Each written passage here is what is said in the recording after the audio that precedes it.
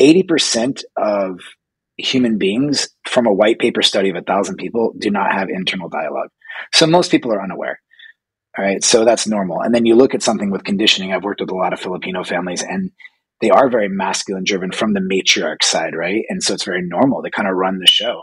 And so I think what I would say is, if you're looking to attract something, you have to become that which you want to attract, not in the sense of being masculine, but you have to become the opposite. Right. Welcome to the It Gets Better From Here podcast. And this week we are joined by Marc Longwith. We are exploring the realms of mindset, empowerment, personal growth through the lens of a seasoned executive coach. So Marc today is going to shed some light on how divorced women and single moms can cultivate resilience, balance masculine and feminine energies, which we really need, and navigate their path with confidence and grace. Thank you so much for being here, Marc.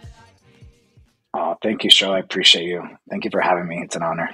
Absolutely. And just a little background for our audience. Marc is actually one of my business coaches, and he is amazing. Shout out to EAA family. Love those guys. But without further ado, Marc, just tell us a little bit of background on you and how you became an executive coach and, like your journey to get there. Yeah, for sure. It started on my entrepreneurial journey. I was operating and owning a brew pub in Las Vegas, and I started to consult people on other brew pubs. And as I saw what they were doing, I noticed that it wasn't necessarily the business side that needed help. It was the personal side. It wasn't the SOPs. It was them as individuals. So that's kind of how it started. And then I hired a coach myself just because I was looking to transition. And as I did that, I saw just a genius in me for it. Like it was just a gift. I was like, oh, I'm really natural at this and I love to help people. And so that just kind of took it all off from there. Okay. And so you really looked at the person as opposed to the systems, like the operations, because what is a company if the person driving the company is not all there? Yeah, it's never the systems. I mean, it can be, but the right person would find the right systems. So they would say, hey, something's wrong here. I need to go figure that out. But if that person is not capable and built into that abilities, for lack of better words, like I always say, like we build people who build businesses, not the other way around. I love that. That's so true because a lot of people, unfortunately, they are not self-aware. And I know for myself, I wasn't self-aware until I had life experience and this guy truly that I dated, the hardest relationship I had that really woke me up. He's like, you don't even know what you're doing. You don't even know how you're showing up as. And he's like, you don't even, so he didn't say self-aware because that was so long ago. And it wasn't really a term that we were that familiar with. So he's just like, you don't even know what you're saying sometimes. And I'm thinking to myself, what the hell does this guy know? But it planted a seed. And I'm like, I started taking a look at myself and how I was showing up. And I'm like, yeah, I didn't. I was just so caught up in the programming and my culture of being, Filipino. And it's really a matriarch, type of a situation where I just was really leaning into my masculine side and calling myself out. We've had discussions about this, Marc. Like, I was the bus driver. Well, that also didn't allow for my partner, my ex-husband, to do his thing. But again, there's that trust. So it's such a tough situation. How would you handle, what could you say about something like that where it's like the woman wants certain things, she's ambitious, and then she has a partner that, I mean, let's just face it, there's a lot of man-childs out there. And so, and there's a lot of real men out there, which we have also talked about. So can you just tell us how a woman can actually let go and let... Okay, you just gave a plethora of things. So I'm going to touch on all of them. Please tell me. Yeah, that was huge. So one I just want to say is choose wisely, right? I think that's the most important piece that we just don't do.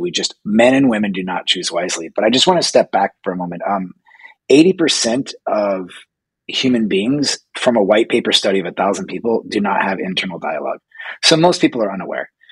All right. So that's normal. And then you look at something with conditioning. I've worked with a lot of Filipino families, and they are very masculine driven from the matriarch side, right? And so it's very normal. They kind of run the show. And so I think what I would say is if you're looking to attract something, you have to become that which you want to attract, not in the sense of being masculine, but you have to become the opposite, right? And I think this is the way I say it. If you have a belief in God, if you have a belief in a higher power, consciousness, the universe, whatever you feel like, I think that's the first place that a woman and a man, but a woman can surrender herself. And I think when she surrenders to something greater than herself, it teaches her how to surrender to maybe a man that's the right choice, that's worth surrendering to.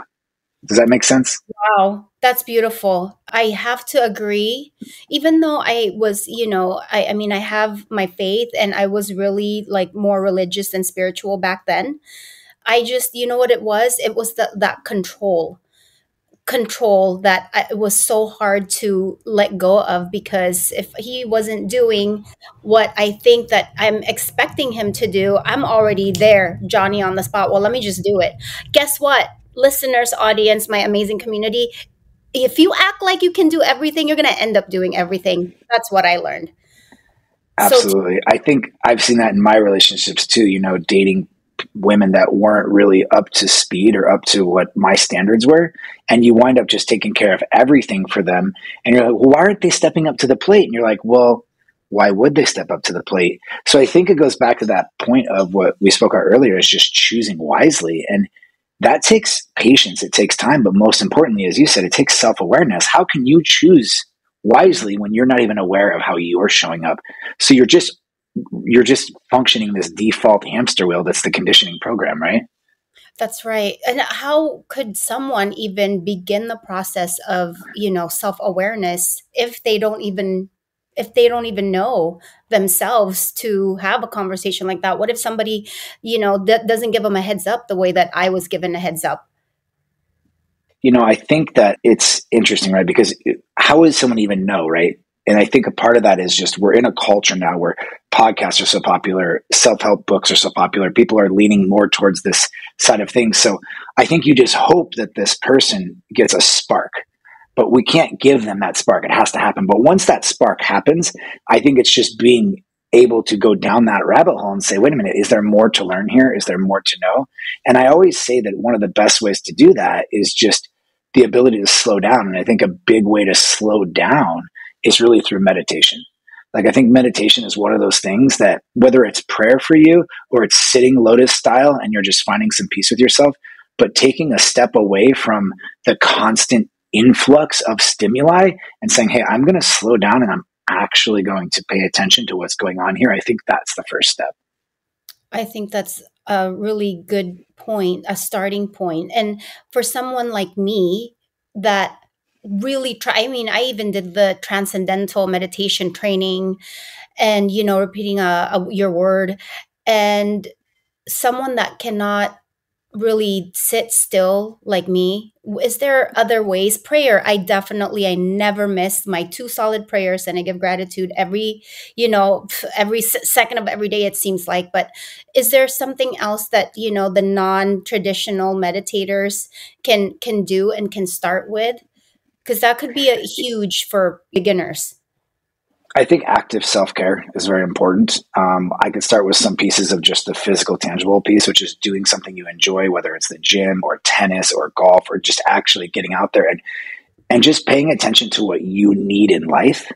And I think the other side of that too is just like this active dialogue that requires us to be loving and kind to ourselves that we just don't have. I mean, our dialogue is terrible sometimes with ourselves, and we just aren't very gentle.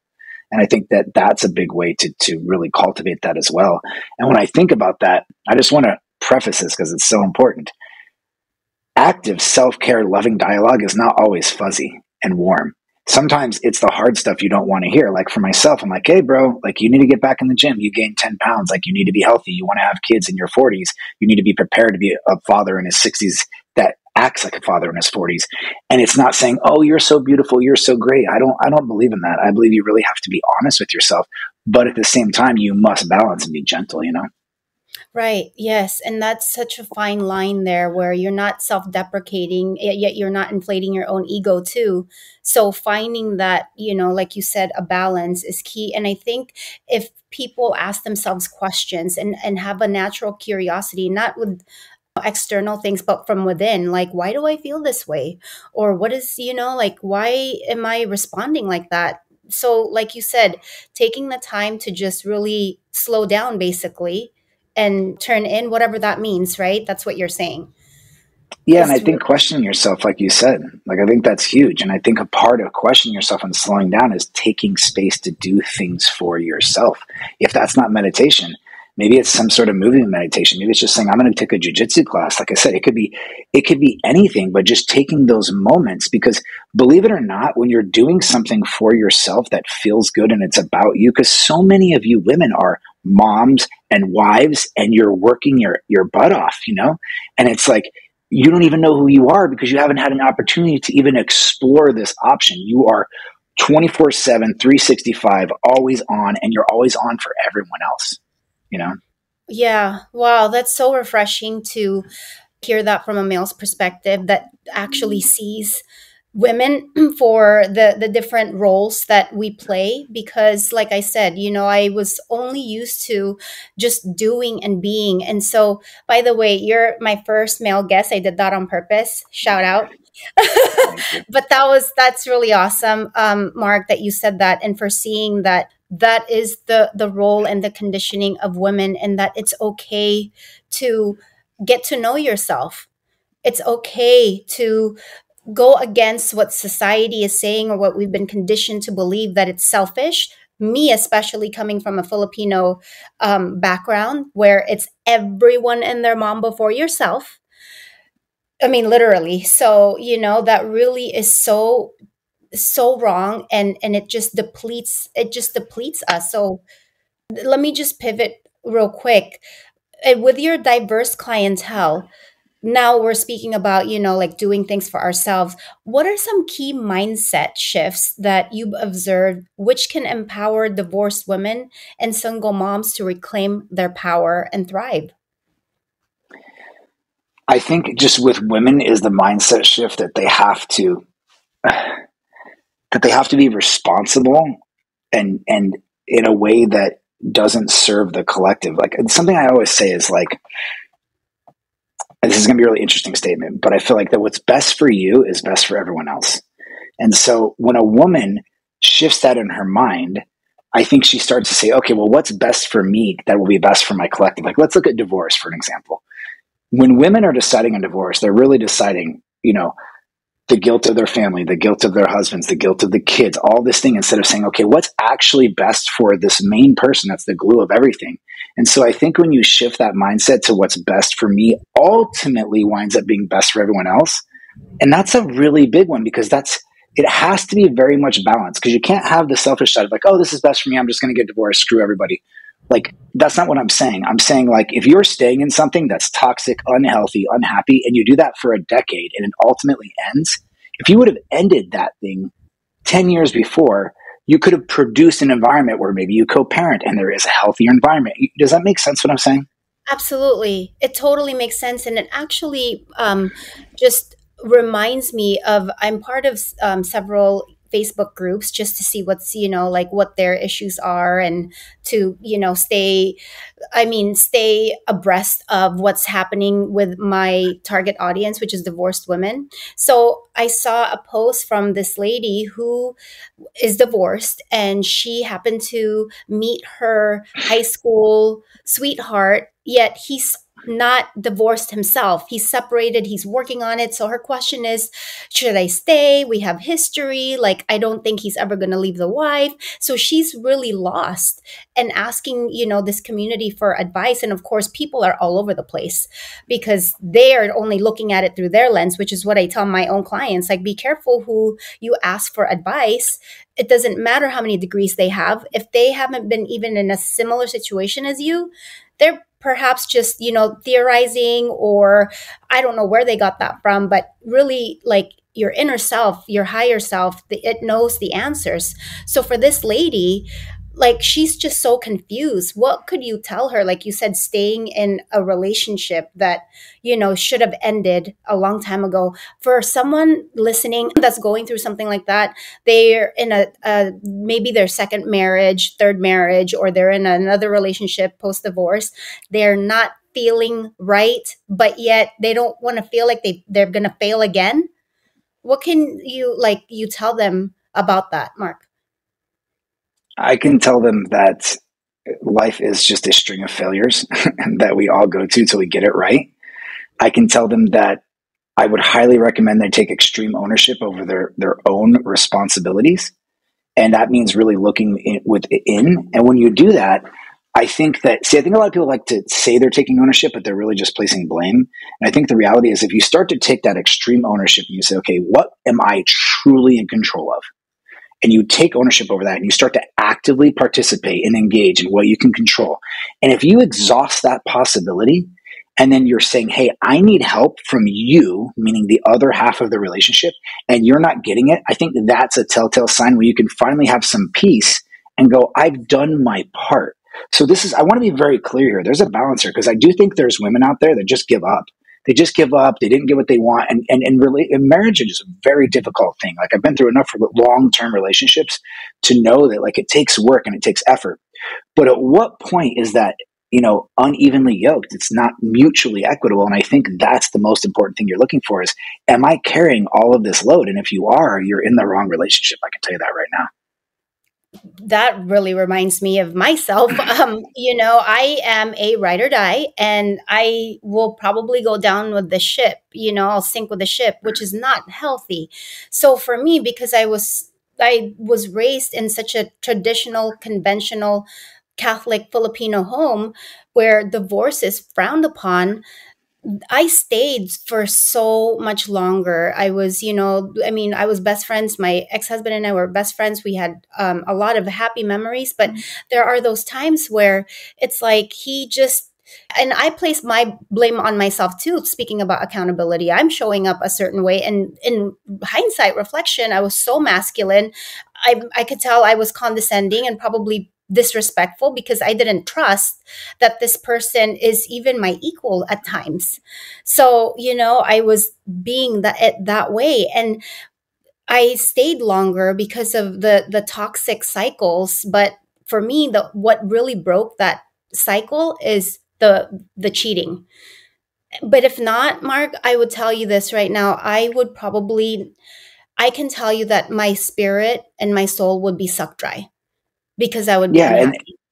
and that goes back to like what we just talked about, which is like what's best for Sherille is ultimately best for everyone else. And I dated in a Filipino culture for 4 years, one person. And I can tell you that that person would never have left.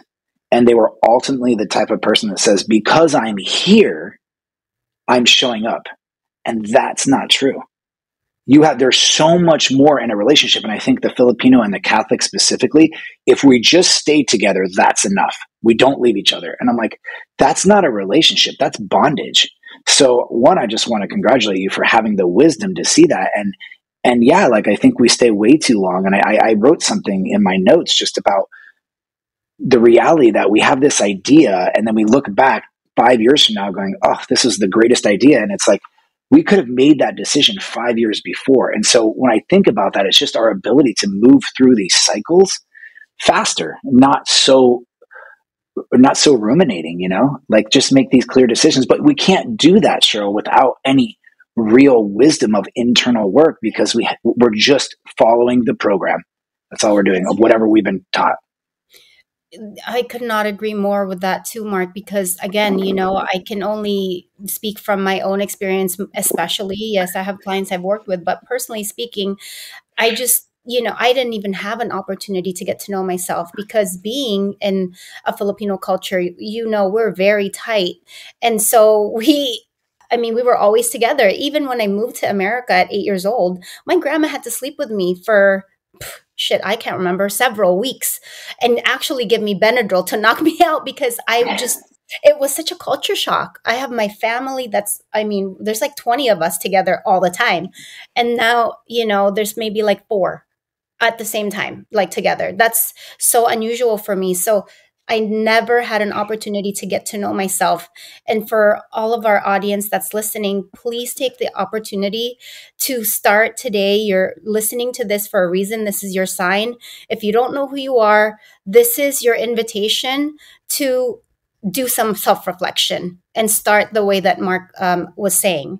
And so balancing like the masculine and feminine energies, which is very challenging, like we had been talking about, Mark, and especially for women, like we talked about the conditioning to prioritize one over the other. Like, how can divorced women and single moms embrace both aspects of themselves to create harmony and resilience in their lives?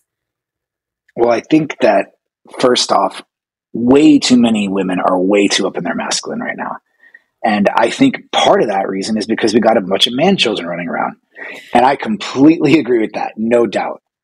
But I think the idea goes back to just really looking to say, okay, I don't have to control everything. Okay. And now that I know that I'm really good at my masculine because I've been forced to do it, I think it's just one is the mindset shift of saying, wait a minute, I'm probably pretty damn good at this masculine thing, right? Like I've been running the show for a while. What if I try to just open my mind to the idea that there needs to be some feminine allowed in? I think that's the first step, don't you? Like just the idea of like, maybe there's another side here that I need to allow. And I think once we allow that, it goes back to that idea of trusting the universe, trusting that there's something greater than yourself that's willing to support. And I think that's how you start to open up the feminine.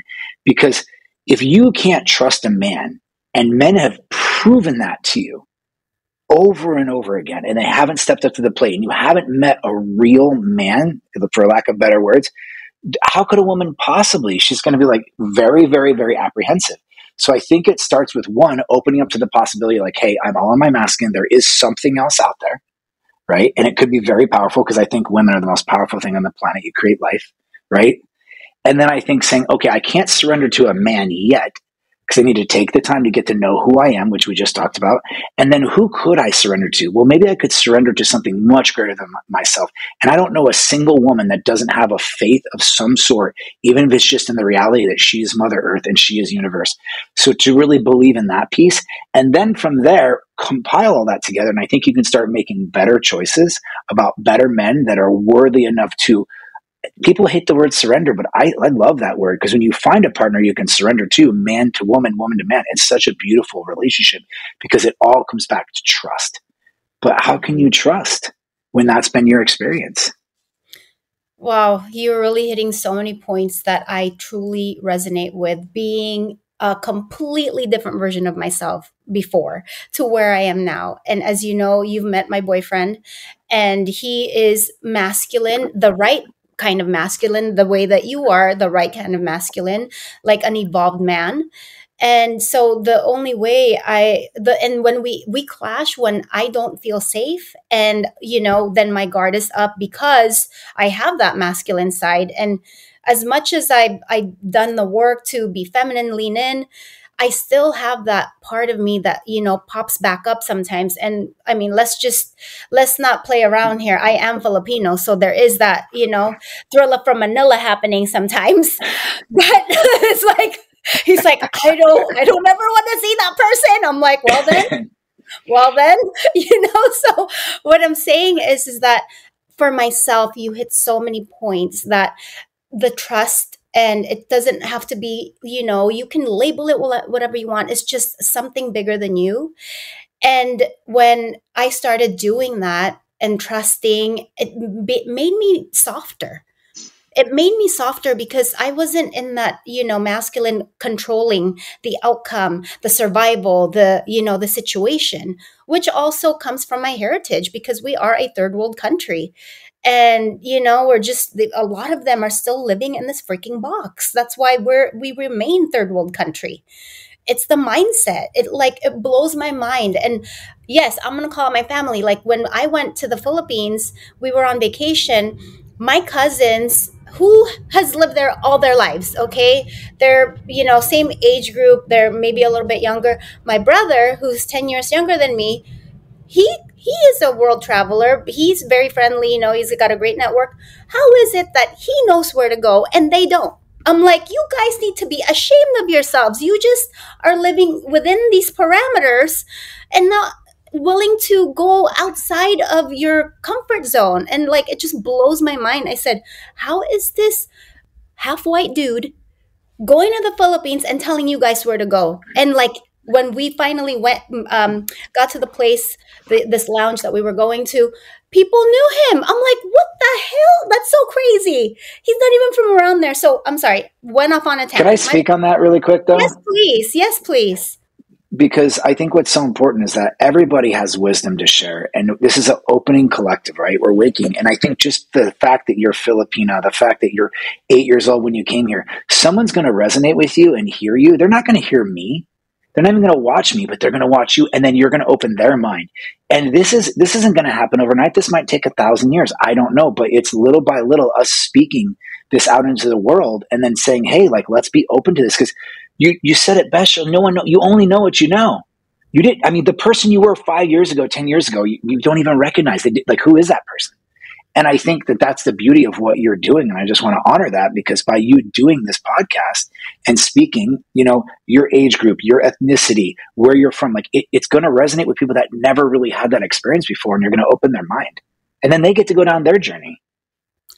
That's so moving. Thank you so much, Mark. And I don't even know who this is going to impact, like from a male perspective, who, what single mom, or they're ready to go out and date. They're going to now take a look at themselves and actually pause and say, oh, I heard, Mark say this. Wait a second. Let me make sure I attract the kind of man, not man child, by just pausing and then, taking a self-assessment. So I really appreciate you saying that. And so, Mark, let me just move to my other question, that for many divorced women and single moms, like finding a sense of purpose and direction definitely is a daunting task. I'm sure you would agree, like, especially having gone through such a, roller coaster of emotions, especially something that I went through with betrayal. So how do you help your clients clarify their goals and create a roadmap for their future, even during like uncertain times, like the post-divorce life? So this is like one of my favorite things. So I love you ask this question. So again, it all comes back to awareness, right? Because I think most people are operating on this autopilot. And so with my clients, I think they don't even know themselves. So what I like to do is I like to use a multitude of tests actually to help them see themselves. And I'm a big fan of human design. I'm a big fan of astrology, whether, but I have a faith, but at the same time, like I still believe in those things. And what I like about them over personality tests, which I'll talk about in a minute, is they're not subject to how you answered questions. If you believe in them, let's say you do, they're subject. It's a birth chart DNA. That's like who you are, period. Like you can't change it. And so people start to see the good, the bad, the high vibe, the low vibe. And then I have a friend of mine named Jera who has a test called Logos, which is like a 60 something point test. And it's been very, very, very helpful. I even send them to a shaman so they can get some energy cleared, right? Because after divorce, how much energy is blocking you, right? So these are all things that are getting in the way of the question you just asked, which is really discovering who you are, what the next steps, how do I navigate this whole space? I don't know who I am. And then from there, I asked them to write a story. I said, I want you to write a story of what your perfect average day looks like. And when I did mine, Sherille, it was 6 pages handwritten. And it needs to be detailed so you can emphasize these details and see what's actually important to you. Because divorced women, they have no clue what they really are, like what they enjoy, what makes them happy again, what makes them fun. What's fun? I don't know, taking my kids to soccer. What does a date night look like to you? I don't know. We just go to the same restaurant every Friday. Like, you don't even have an option to know who you are because you don't have time to insert it in your life. So to me, those are some hacks that I've used. And it could be personality test. It could be astrology. It could be human design. It could be just getting that energy cleared. But then taking that and saying, what does my perfect day look like? Because that's a rough question. Like, what brings me joy? Like, could you answer what brought you joy in the middle of a marriage when you were slammed with kids and a husband? It's way down on the list. I didn't even know who I was, to the point where when my brother and sister wanted to not surprise me, but, help me redecorate my house, refresher, I left everything up to them because I didn't know what style I liked. I didn't know what paint color I liked. I'm like, it's whatever you guys want. Now it's like, oh, you cannot be putting that frame over there. Like, oh no, I don't want that here. I'm like really specific with my style and my vibe. But that's such a great point, and just, I guess, strategy, you could call it, because honestly, it is a strategy. You got to implement these things and put them into action. It gets Like the what you juices said. flowing. Yeah. Like Because then people can look and go, well, how do I agree with this? Maybe I do, maybe I don't. But then they start thinking, well, what do I like? Is this chart right? Is this personality test correct? Am I really that way? I don't know. Are you? And then Mm-hmm. they get to go down that journey of saying, well, how am I really? And then the other part that's so interesting, as we know, because, we're not 20 years old anymore, is you change. And what you were in love with at 20 changes at 30 and 40 and 50. And so I think you really get to stop. And then what I found was like, it doesn't even matter what those things say. What do I want to create? What is the person that's 55-year-old Marc in love with? What does he enjoy? And so that for me was really powerful just on my own end of saying, not only do I try to discover who I am, but I get the opportunity now to create myself. That's powerful. And I think that's every woman after divorce it has an opportunity to create this person, whoever she wants to become. And it's limitless. She can do anything. And that is empowering. That is so exciting, actually. And, it's scary when you're in it because you're so uncertain and unclear. And it's like, what the hell now? But if you could just get excited about the possibility of what you could reinvent yourself to be. And even let's say someone's been divorced 5 years and they still feel stuck. Well, fuck, reinvent yourself after listening to this. What does that look like? This is your permission to take a good assessment, like Marc said, and work with alternative healing modalities. If conventional therapy didn't work for you, like it didn't work for me, I have a vibrational healer that I work with personally, and he's actually going to come on the show. And oh my gosh, he is phenomenal because I felt the change within. And I went from 300 and something because of the vibrational chart, like enlightenment is 1,000, Christ consciousness is 1,000, and we come into this world as perfect and whole beings. And so my vibrational frequency when at the time of being born was like 800 and something, which is very close to freaking Christ consciousness and enlightenment. But because of the programming, and survival and this and that, and even all the work I've done with myself, I need a little extra. I needed something that's bigger than, like I said, conventional therapy. And so when I could feel myself still in survival mode, and I did not know why, I had no reason why, but I couldn't get myself out of it. I'm like, I need to work with this person. And damn, after working with him for a couple of months, like I was at hopeful and, which is still survival mode. I was just hopeful. I was in the 300s and, optimistic, but that's not like, boom, I'm there. No. So I'm at like 700 and something right now. And I've been able to maintain it, and I can feel the shift because I'm not worrying about money, like what's going to happen to my kids, all that shit, which is ingrained in our DNA from several generations. It's been proven that I think it's like 3 grandmothers, like in the womb, you're carrying this trauma. And until you break that cycle, it's going to continue to do that. What do you think about that though, Marc? I think the most important thing of what you just said was that you started to question. You started to question everything, and your quest upon questioning led you to a journey that was a complete just reformation of who you are as a person.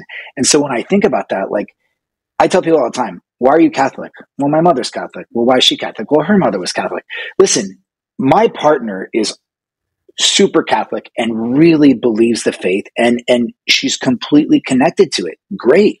She took the time to say, this is what fits for me. But my point is, if it doesn't, then question and ask. And if you come back to that, now it's stronger than it's ever been. And I think with you is you're saying, hey, like, let me question all these things, decide where I want to be and go, wait a minute, that doesn't make sense. This conditioning is not what I want to be. Oh, my grandmother said this. Think about back in the day before the internet. You asked your neighbor, hey, what was it like in the Swiss Alps? Because maybe he was stationed there in World War II. And that was the answer you got. And you told that to your grandchildren. And you don't even know if it's true. So all of these things we're believing, we're simply just receiving information from humans instead of actually taking the time to say, what does my soul want? How do I want to create my life? What do I want to believe? And I think that's what you did, is you questioned everything and you created the person you are today. Yes. And it was not just enlightening, but painful, self-exploration, because hello, that's why they call it the shadow work, dark night of the soul. That shit's not pretty. I must have filled, I don't know how many buckets of tears as I was going through that. And literally, I felt like I could not be stretched anymore. But then that's the beautiful part about the human spirit, is that it's so resilient. If we just gave it a chance, like you were saying, Mark. And that's so profound what you were saying. And I love how you and we'll just talk. I'll like just want to pick your brain for 5 minutes and we end up talking for 2 hours. So, it's just so deep, and I appreciate you so much. And I know I wasn't thinking of even asking, but I got this download from a male's perspective. I'm going to shift gears here. I know a lot of women who are really craving for a partner, and they're really good human beings. They're such good women. Why do you think we have such like an epidemic? I know you kind of said something about the man child and the masculine. Is there something different that you can impress upon us, as far as like, I just know so many single women, and I know a lot of good guys too. So where's the disconnect here? I do think it does come back to that feminine masculine piece. I just want to touch on that really quick, because I think that, like, if you want a man, right? Like, I see how women raise their children, and I'm like, is that the kind of man you want? Like, is that what you're looking for in a partner? And I'm just like, you wouldn't want to date your son, would you? And they're like, no. So my point is, don't treat these men like little boys or act that way and take all the masculine role, because you're just going to attract a little boy. So I do want to say that. But the flip side of what I would say is that I believe that so many of us internally are blocking ourselves. And I can't say that I know exactly how to overcome that. But what I can say is I don't think we believe it's possible. So this is what I believe. When I journal from a future optimistic place. I don't talk about, I can't find a woman. There's no good women out there. This world sucks. I start to shift my brain into every single day. Higher consciousness is dropping the most amazing women into my lap. Like, I get to choose from a plethora of them. They all are amazing and wonderful. And I think that shift is where we need to go to, because I think when you sit down and you sit in the junk and you sit in the garbage and you talk about how bad everything is, how there's no men out there, life sucks, I can't date anybody, you're going to only see that. We talk about the reticular activation system. That's just what you're going to see. You buy a Volkswagen Beetle and all of a sudden everyone has a Volkswagen Beetle. So when all you're talking about is there's no men, there's no this, no that, change that to something more positive. And I do believe that more positive will show up. And I know that's a really woo-woo answer, but I believe that from the bottom of my heart. You're right, though. It's frequency, it's all frequency. And if you're living on this planet, that's how we operate, frequency and vibration. You call it whatever the fuck you want, woo woo, voo voo, Lulu. This is it. So if you're stepping out like that. Yeah, if you're going to touch on that, I'll tell you right now, and I say this all the time, is we're like antennas, and it's like a radio dial. It's all staticky, and then it's super clear. You're attracting whatever energy you're putting out. And if you're like, this is the world, and I can't find a man, and why me, and life is so hard. Like, I'm sure you're right, because I will tell you one thing. Like, a lot of people don't know about my background, but if you knew even 1/10 of my background, you'd be like, how the hell did you ever wind up where you wound up? So I'm very lucky and blessed. But in the same token, I have to realize, like, I can't focus on those things. And the more I focus on the positive, the more positive shows up in my life. And I will say this last piece too that's so important for me, that I've really been diving into, is being present in the moment and just being grateful. I don't care if you're listening to this podcast, there's most likely you have food to eat, a roof over your head. Nobody's trying to kill your family. Like, I mean, we are so lucky. Like, I wake up every day and I'm thinking like first world problems, right? Like, there's nothing wrong. And I literally have to tell myself, Mark, there's nothing wrong right now. So that's another part of the gratitude and the positive thinking. That's so good. I'm so glad you brought that up. And this is the place. It gets better from here. It gets better from here, because we are exploring topics that people don't want to talk about. And we're like having real conversations, and they can call it whatever they want, but this is life. If your life is not where or what you want it to be, you got to take a good look at how you're showing up, which goes back to what you're saying, Mark, the vibration. And I love that you are a masculine, evolved man, and you're doing the journaling and you're doing the self-exploration. So I applaud you. This is exactly why I just want to surround myself with people who resonate with me, like people like you, my boyfriend, like I'm like talking about my, male friends. I'm a single mom raising two sons. So I definitely am so grateful for that, male's perspective, because they've seen what it's like on the other side, which is, their dad cheating on their mom. And you're supposed to be an example and show your children how to treat a woman, and they unfortunately didn't get that example. So I have to get the examples from the people around me, like who I surround them with, which is my family, like great mentors like you, like George. And that's so key. And I just, if you could just touch on this before we wrap up, like how important that is for a single mom, let's say, when they're Let's out. talk about ecosystem, right? Please do. Yes. Yeah, I was just going to say, like, so when I decided to become a coach, I'm in Las Vegas. I'm a business owner plus a sommelier. Like, I'm liquor, nightlife. Like, I'm not going to be in the space that people aren't looking for help to grow there. So I sold everything and I moved to Del Mar, California, which is North San Diego County, which is where one, a high multitude of wealth there, right? Like a high concentration for one, if I wanted to find high ticket clients. And two, it's a very woo woo place. Like it's very coaching, it's very spiritual. And so my point is, actually, you're going to love this one. You cannot go to the hardware store for milk. Okay. And y'all women are out there looking for milk at the damn hardware store. Okay. And I think that when I think about that, I think that, like, who are you going to surround yourself with? Like, if you, let's just say it's just finances. That's an easy one, right? Let's start hanging out with people who make more money, right? Let's just say that you wanted a man that could provide more of a lifestyle that you want. But in general, you want, like, for one, another great one, let's be honest here, whether you're faithful or not, church, right? Like, at least these people have some sort of faith and they believe in something greater than themselves and they care. Volunteering is another huge one. Right? Like, are you giving back to the community? So, like, where are you putting yourself? Oh, I'm going to go out to the local little dive bar down the street on a Saturday night at 8 p.m. Who the hell you think you're going to find there? Right? So get around people that are making more money, living more spiritually, like more family oriented, giving back to their communities, have a purpose greater than themselves to do something in this world. And you're going to start it, but by default, you're going to find people that are at least going to be upgraded from what you were hanging out with before. And I think that's the key. That is so freaking good. That's so beautiful, because I know people, I've seen people where they want something, but they're not willing to change because their current lifestyle is comfortable and fun. Well, fuck, you know what? You're going to need to make some sacrifices. Do you want something better? It's going to be uncomfortable.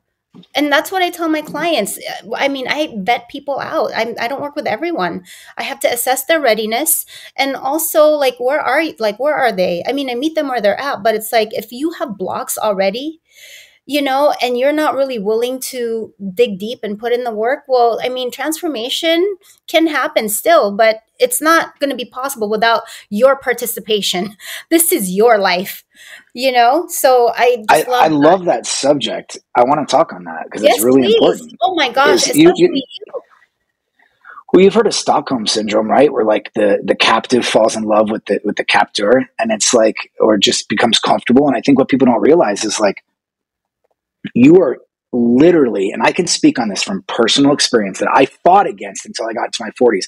I wanted toxic women. I wanted crazy relationships. When people would tell me that in my 20s, I'm like, nah, you're crazy. Who would want that? And I look back now, I was attracted to the chaos because that's what I knew. So you have to realize the chaos that I know is more uncomfortable than the peace that I don't know. And when Mm. that clicks in your head, now you've got to say, okay, well, I want that peace. Okay, well, be prepared to go through what it takes to get there, because it's going to be a sacrifice. It's going to be a lot of tears. It's going to suck. And it's going to be, and here's the other thing, it's not a straight line. Just because you made a decision, you're going to date again, and it's going to be maybe a little better than last time, but not going to be what you want. And then you date again, and it's a little better. And I think you start to learn little by little, step by step. And everything you want is on the other side of you becoming the person you need to be to get that. So it's never anything outside of yourself. You have to actually make the internal changes. And I'm just going to be honest with you. And since it seems like a free Oh, it's free. podcast Be here, yourself. it fucking sucks. It Yes. fucking sucks. It's fucking hard. That's what I'll say. It's one of the hardest things you'll ever do. But on the other side of that, is everything that you supposedly say you want. So get your ass off the couch and start doing it, because it's hard and it sucks, but you can get there. Oh my God, Mark, be yourself. I know you've been holding back. Um, that is so true and so powerful. And I know you and you probably can relate to that too, is that, until you started becoming that person that you really wanted in a partner, like the essence, that's when, like it started to evolve for you because fuck, dude, like you grew up in Las Vegas. That is, I mean, for to even get out and doing what you're doing, I really commend you and I applaud you. And that's why I wanted you to be my first male guest. Because what you do, the kind of work, the kind of sacrifice, the kind of boundaries that you have to pivot and say you want something different, because that's like really glamorous. The lights, everything at your fingertips, and some of the stories you've shared with me, just the access is phenomenal. And you've dropped so many golden nuggets here today. And my gosh, we have to have obviously another, like round two, because there's never enough time when you and I are chatting, kindred spirits. For sure. So I love it. before we wrap up, I just want to ask you two questions that I always ask my guests, because I love all things metaphysics, astrophysics. So if you were in a time machine and we could go back in time, what is the one thing you would do differently? Okay, so I'm going to answer this in two parts. Part one is, to be completely honest, I wouldn't change a thing. And the reason why is because I'm only who I am today because of every single thing I've experienced in the past. And so trust me, like my past was far from sunshine and rainbows, but it created me into the person I am. However, if there is something I could do differently, and it's so funny because I swear I'm not doing this for your podcast, but this is the one thing I would do differently, is I would move on from my past relationships faster. I have this tendency to ruminate, right? Like it's just the one thing. It's not because I'm on a divorced women podcast. It's the one thing in my life that I look back and go, man, you wasted so much fucking time ruminating over things that you were going to let go of anyways, and they weren't even going to matter to you 3-4 years from now. And I just allowed myself to do that. And I actually reveled in it. Like I used to revel in the idea that it took me 4 years to get over my first girlfriend. Like, oh, I'm so cute and I loved her so much. No, I wasted 4 years of my life, and so I that's my honest opinion, is I would just move on quicker and get over things and move forward, because life is short. Now that I'm in my 40s, like let's enjoy every moment we can. That's so great. And I love that the irony of your response, it's so fitting to this, which is perfect. Thank you for that divine, like download for you, because that's so true. I had a different experience. I thought I was going to 1, 2, 3 the whole thing. I'm like, oh, you fucking cheated on me. Bye. Bye. And then life was like, hold on, you have to learn a lot. You cannot just like buy 1, 2, 3, sell your ring, get a bike, throw all the freaking memories away. No, but see, there's that too. It's like, at least you processed it. You processed it. You might have processed it a little too much, like you were saying, but there is that, like, don't 1, 2, 3 it like I did, like feel the feelings. But that's when I was very unaware, running away, stuff like that. So I agree with you 1,000% on that, though. Like, you must process. I just spent too much time processing. And the reality is, this is the thing. I'm going to write a book, and either the name of the book or the tagline is going to be the dichotomy of everything, because everything is a balance.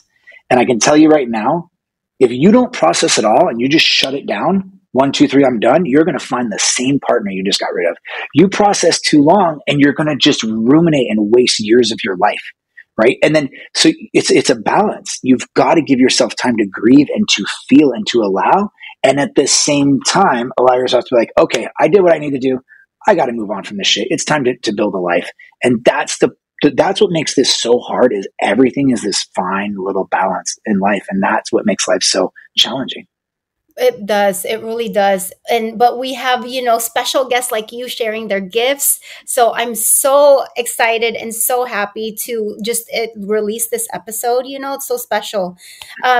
So while you're in that time machine, we're going to go back again. If you could tell your younger self one thing, what would it be? It would be very easy. I would say everything is going to be just fine. Stop worrying. Be present, slow down and enjoy the moments and stop rushing through life to the next thing and just be. Like I would tell myself, and in order to just be, that older version of myself would have to come back and say, hey bro, relax. It's all going to work out. Like that's what I would tell myself. Oh, I love that. Just, thinking of my, former self, one of my former selves of being in survival mode. My gosh, if I could have just embodied that, I could have just, been more at ease and not such a stress basket. But I think high blood runs, in the Filipino culture, literally and figuratively. That's just how it is because we were conquered, right? So we still have those instincts of freaking fighting. And so, yeah, honey, that's why make me feel safe all the time.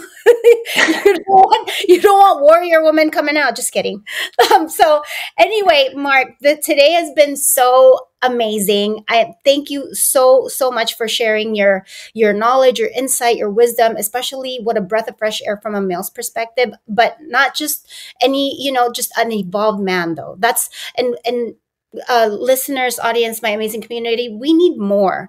We need more Marcs. We need more of my boyfriends. Like we need more men who are being just like authentic and leaning in their feminine energy, because you have to have a level of femininity to, because it is a balance. So you have to honor that there is that, because I tell my kids this all the time. You could look at the buffest guy out there and like they might look like all machismo and like I am man, hear me roar or whatever, but they can't even stand being called out and they run away. They like, you need to look at people when things are hard, because it's easy when it's good. They will show you their character immediately if you give them enough time, and also you observe. They always tell you who they are, and believe them the first time. So thank you for your I work, love Marc. that. And before we leave, And no, I where just want to say I agree. yes, Oh, please. sorry. Go ahead. No, go No, I ahead. just want to say that last piece before we go is just that so many men are so hyped up on their masculine. And on the other side, there's a lot of men hyped up on their feminine, but I deal with the masculine men. And I'm like, listen, you have to have, like, sure, you should be able to protect your daughter. You should be able also to hug her and put her to sleep and sing a lullaby and give her some love. And I think that we're in this place of just saying this is what a man is, and it's like, no, like we are these, and women too, we are these feminine and masculine energies, and some of us have a little more feminine and some of us a little more masculine in each of the masculine and feminine, the XX and the XY, however you want to call the genders. So it's I just wanted to stress that I agree with you completely, and I really think men need to slow down and tap into their emotions and still be able to hold a masculine structure for the female to be able to flourish in her femininity, and it takes balance. And we need more examples like you, Marc. So please tell the audience, the listeners, where can they find you? How can they work with you? Let us know. Yeah, I mean, if on Instagram is the easiest spot to find me, you can DM me. It's just Marc Anthony Longwith. It's Marc with a C. Coachingwithin.com is my website, and then I'm co-founder of Energetic Alignment Academy.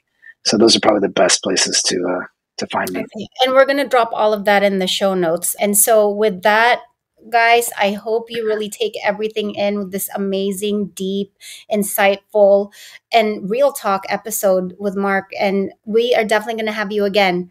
Thank you so much, my friend. Thank you, Sherille. I appreciate you. Thank you. I hope you enjoyed this week's episode. Wasn't Marc amazing? You can catch all of his information in the show notes below. If you learned anything here today, please be sure to hit that subscribe button and share. That way you spread knowledge, help out friends, family members, and also that way you never miss an episode.